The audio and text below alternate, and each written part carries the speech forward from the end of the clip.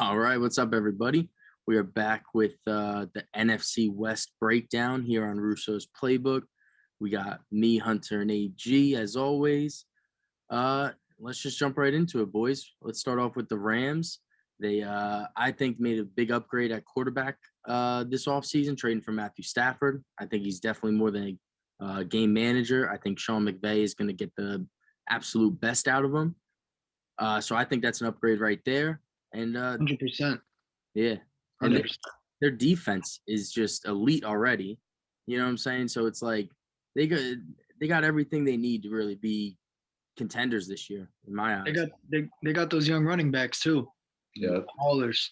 And I think they could improve their receivers a little bit. I like their tight end. They have good receivers. It's like they're very like balanced receiving core, but I feel like they could use like a guy, like a Allen Robinson, like a superstar, like number one. Like Robert Woods is solid. Go ahead, Hunter. I know you talk about the Rams. my bad. I don't even mean to cut you off. You're good. The only thing you know it more than me. The only thing I was going to say about it was that I think you're going to see a crazy improvement from both of these wide receivers with Matt Stafford. Like we saw the real Robert Woods and Cooper Kupp. Like we had no idea. Like now they got a gunslinger now, dog. A very accurate one at that. And I think you're going to see like two whole different beasts where they're going to start breaking through in like top 15, top 20 wide receivers. If not that they're already there in general right now, but you're going to see them climb those rankings this year. And the one thing I just wanted to say about the Rams is if they do end up winning the NFC West, everyone should take a page out their book because they paid for it. They paid every single one of those players a boatload of money out the ass, and they did everything right. They did everything correct. And because of that, I think if they do win the NFC West, that's like the main key of it all. It was the money behind it because they made the most of every single dollar that they have. I knew you were going to go there, Hunt. Yeah, I'm just sorry. I always but you're not wrong. I wouldn't disagree there. Matt Stafford is an upgrade, like Russo started off by saying. And I wouldn't be surprised if they do a lot better, significantly better this year now with Matt Stafford instead of Jared Goff. I was never a believer in Jared Goff. You guys know that well too, since before we even started the pod, like anything, you know what I mean? Yeah. I've never been on his train. It's crazy that the Rams even signed him to that much money. I mean, he took him to a Super Bowl. That's the only thing. But great defense took him there. Yeah, right. I mean, yeah, he went though. he was on the plane. He started, but their defense, speaking of that, is definitely where it's at still, but that could definitely make an improvement. I still think that making them a contender, they need a number one guy though, over Bobby Trees, over Cooper Kupp, but those guys could have a breakout year as well. They had a really good draft pick. We've seen him, but we haven't seen too much of him. In Van Jefferson. Yeah, no, he's good too. That's why I said they're very balanced, but I feel like they need like a go-to number one that's just gonna go get the rock. Yeah, I'm definitely not saying that he'll be that number one, but I'm interested to see how he gets in the mix-up with Stafford as well. Like especially with them going maybe a little bit heavier on the passing game than the running game, keeping the running game as a bailout, and just having those three guys. Like they're not the best, but hey man, like they're there. Like I agree. I agree, but I feel like I'm saying it because Matt Stafford likes those big number one go-to target. Yeah, they can just throw it to him. You know what I mean? And Allen Robinson isn't necessarily big, but like he'll go get the rock. Strong as hell. Get the rock. Yeah, he'll get the rock. So I mean, they could definitely use somebody, even if it's not a number one, just somebody that's like just a go up and get the rock kind of guy. Yeah, like a Mike Williams for San Diego. Like he might catch him like 2 or 3 times. It'll be for like 75 yards though for like those 2 catches. Yeah, I know exactly what you mean. So a guy for him to just drop back and sling it, and he's gonna go get it. They need a reliable guy. That's what it is. They need that number one target that's catching everything, staying healthy on the field, and hits the rock. They need a Larry Fitzgerald. There it is. Yeah, exactly.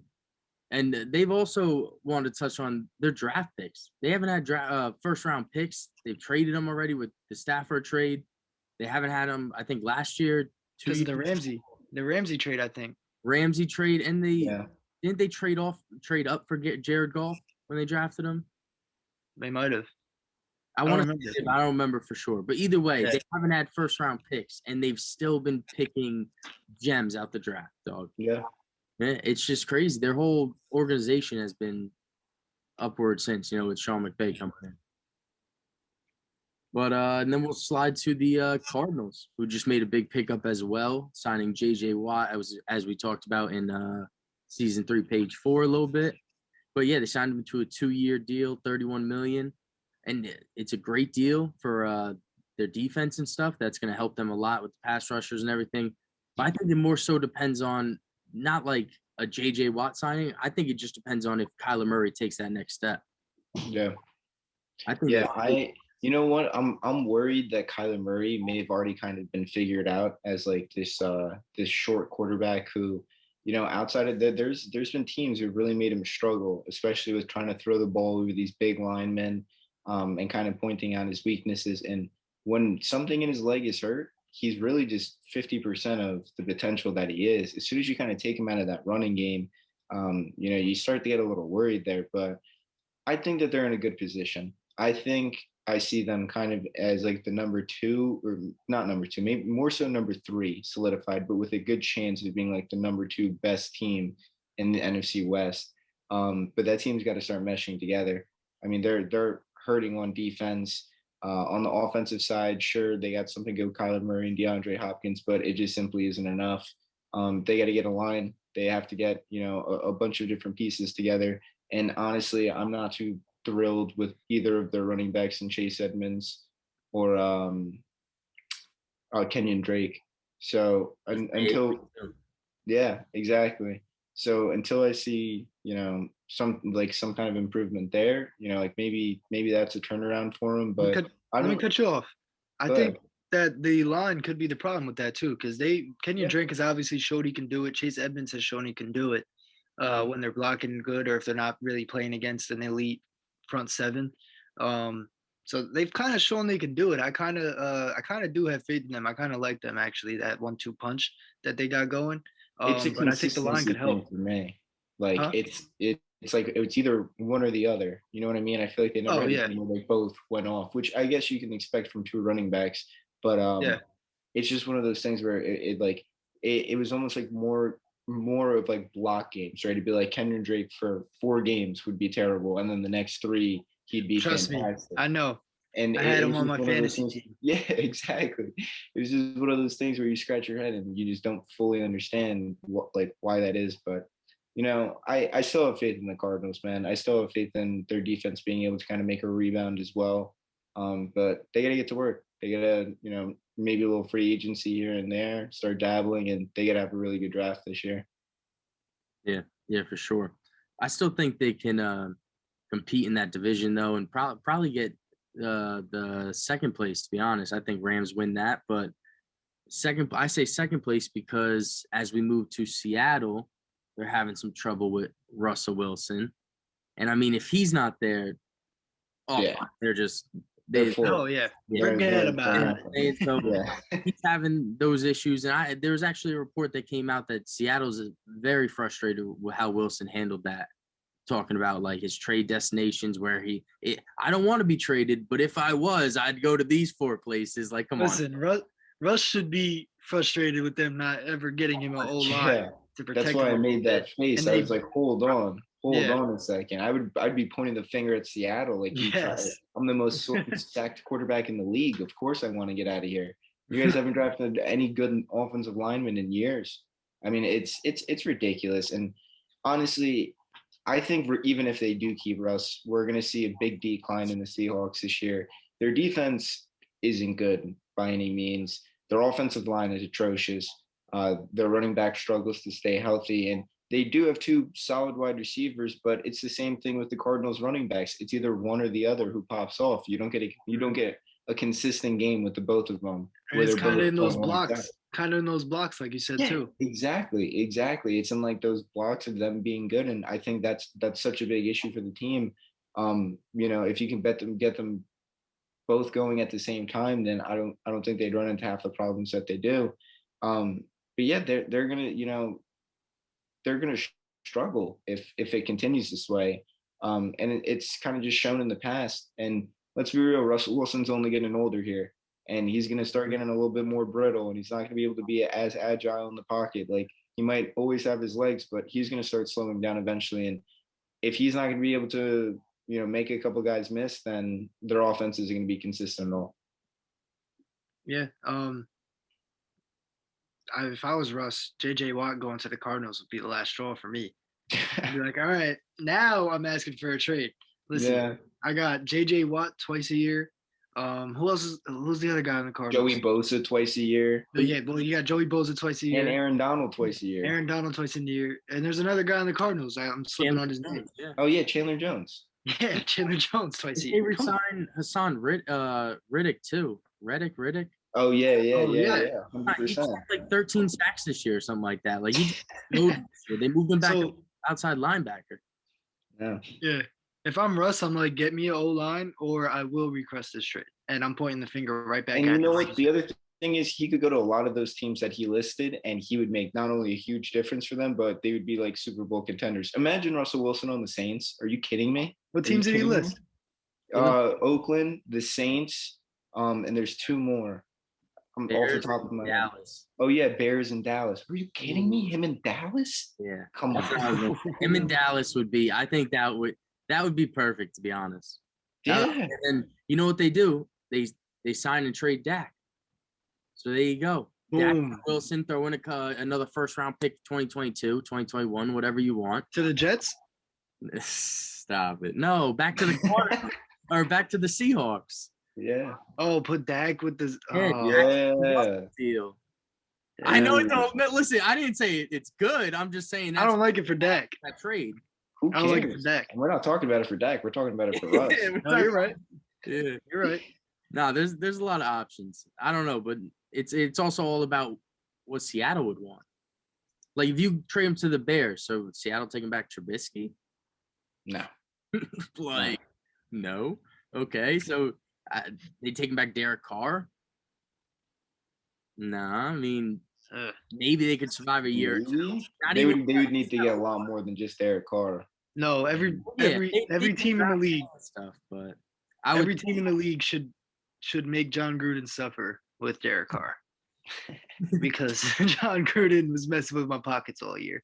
So nobody should trade him MVP caliber quarterback, please and thank you. Yeah. Yeah, but there's lots of options, but Seattle has to get it together. And like we've stated, that O-line has to get together. They got to figure something out there and start there, because if not, Russell Wilson will be fully demanding a trade, trying to get out of there. And the defense too. Yeah, it's got to get right. And that also goes to, you just gave up your first-round picks for Jamal Adams. Or are you going to sign him to a big contract? He can't cover. He's a box safety. I mean, where are you going to waste your money here? You know what blows my mind? We watched the Seattle Seahawks go from the Legion of Boom to this. Yeah. Like, think about what they had. Back to it, but it's just.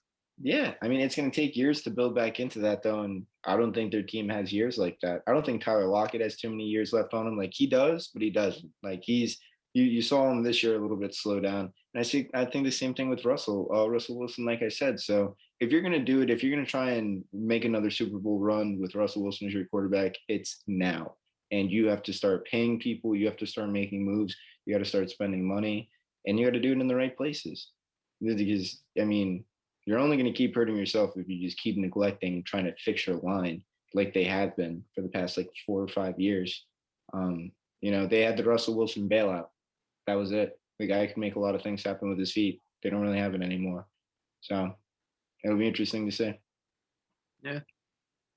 And then we'll move right along to the 49ers, who I also think are in a interesting spot with their quarterback. It seems pretty obvious they take an upgrade over Jimmy G. I just don't know where they can find that upgrade. You know what I'm saying? So whether it's a young guy in the draft or something, or even if they get a veteran, but it seems obvious if they get upgrade on Jimmy G, they'll take it. Yeah. So they got to figure out that quarterback position for sure. Make sure if they want to rock with Jimmy G, you got to be committed to him. So you're going to rock with that, then you got to make sure your defense is good, which is where they have a lot of corners and safeties both going free agency-wise. So they got secondary up. I mean, we've seen how Jimmy G is. He's a game manager to good, you know? So you'd have to have that defense carry them again if you want to make any type of Super Bowl run. And that's in this tough division. So they got Yeah, I mean, the answer I think for them really, which I don't think is going to happen, is Deshaun Watson. If they land Deshaun Watson, that team is insanely competitive. I have faith that they get that defense back to being where it was. I mean, maybe not where it was, maybe a little bit underneath, but they're going to have to bring in some new faces, some new players. They're going to have to learn their playbook and kind of see if they're a fit. But if they're able to get Deshaun Watson, I think that would make a huge difference for their offense. I mean, for any offense, obviously, but that run-heavy offense gives him the break. He has the ability to run. He's got a couple decent wide receivers, and Brandon Ayuk and Deebo Samuel, who I think might be a free agent. Deebo is, so we'll see where he ends up. But yeah, and then he's got Kittle. So I mean, if they're able to land that team can make the entire switch around from being, in my opinion, the fourth team in the NFC West, which isn't bad. I feel like the fourth team in the NFC West could be a number one team in a lot of these other divisions, definitely in the NFC East. But Definitely. yeah, definitely in the NFC East. But if they're able to land a big time quarterback like that, I think they switch it around and they end up becoming like the number two, maybe even the number one team in that division. Because that front eight of that defense is still stacked. They're going to be great against the run. It's just really a matter of, are they going to get Deshaun? Probably not, possibly not. But I don't think they're in a bad place with Jimmy G either. I think they can still be competitive, but last year the big issue was the big issue with them was injuries. So if they can keep their players on the field, they'll be all right. But they kind of should. They don't really have too much depth. If these big names on their team go down, then it looks like it's going to be another rough year for them. Yeah, I'm glad you brought up the injuries point. I was going to say that as well. I mean, it's crazy that we saw them go from being one of the best teams in the NFL to last in their division.